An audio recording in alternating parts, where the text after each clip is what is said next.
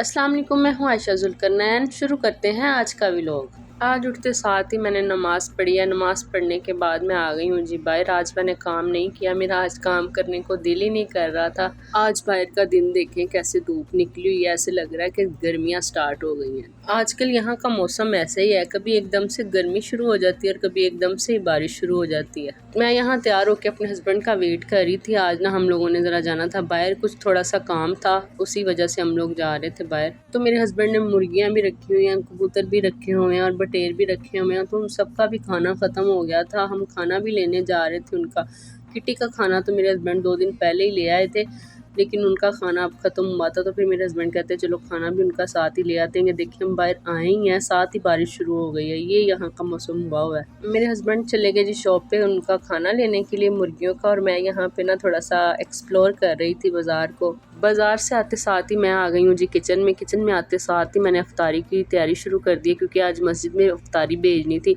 समोसे वगैरह निकालने शुरू कर दिए और साथ आज फिर मैकरोनी बनाऊंगी। तो मेरे हस्बैंड तो आते साथ ही चले गए वहाँ पे मुर्गियों को खाना डालने के लिए, और साथ किटी को भी उन्होंने खाना डालना था। तो फिर मैंने कहा मैं जल्दी जल्दी अफ्तारी की तैयारी कर लूँ। रमज़ानुल मुबारक माशाल्लाह से गुजर गया और रमज़ान का पता भी नहीं चला। आज रमज़ानुल मुबारक में शब कदर की रात है। मांग लो अपने रब से जो दिल करता है मांगो, मेरा रब सोना सबको अता करता है। मुझे आज अपने बचपन की बातें बहुत याद आ रही हैं। शादी से पहले मैं इतने शौक से ही रातें जागने के लिए अपनी दोस्तों के साथ मिलकर हम लोग जाते होते थे। माशाल्लाह से रात को भी दिन का समा होता है और इतनी रौनक होती है गलियों में, बाजारों में। माशाल्लाह से जितनी भी मेरी दोस्तें थी सबकी शादियां हो गई हैं और सब अपने घर में माशाल्लाह से बहुत खुश हैं। लेकिन गुजरा वक्त दोबारा नहीं आता, और वो वक्त बहुत कीमती था जब हम लोग अपनी धुन में रहते थे। कोई फिक्र नहीं, कोई टेंशन नहीं। और शादी के बाद आप पे जिम्मेदारियां पड़ जाती हैं और आपको पता ही नहीं चलता है कि आप कब इतने जिम्मेदार हो जाते हैं। और अक्सर होता है कि हमें मिले हुए काफ़ी अरसा गुजर जाता है, जैसे कि साल 2-2 साल भी हमें गुजर जाते हैं मिले हुए। क्योंकि जब कभी मैं अपनी अम्मी की तरफ जाती हूँ तो वो नहीं आई होती, और जब कभी वो आई होती है मैं नहीं गई होती। बस जी ज़िंदगी मसरूफ़ ही हो जाती है। आज की रात अल्लाह ताला सबकी झोलियाँ भरते हैं। जो आपके प्यारे वफात पा गए हैं, ख़ास तौर पर उनके लिए ख़ुसूसी दुआ का एहतमाम करें। अपने रब से उनकी कब्रों को ठंडा करने का कहें, या रब उनकी कब्रों को जन्नत का बाग बना दें, आमीन। से ही ईद करीब आने वाली होती है। अपने बिछड़े हुओं की, अपने प्यारों की बहुत याद आती है। मेरे अब्बू की वफात का दिन मुझे आज भी अच्छी तरह से याद है। वो लम्हा, वो वक्त ऐसे लगता है जैसे मेरी आंखों के सामने ठहर गया है।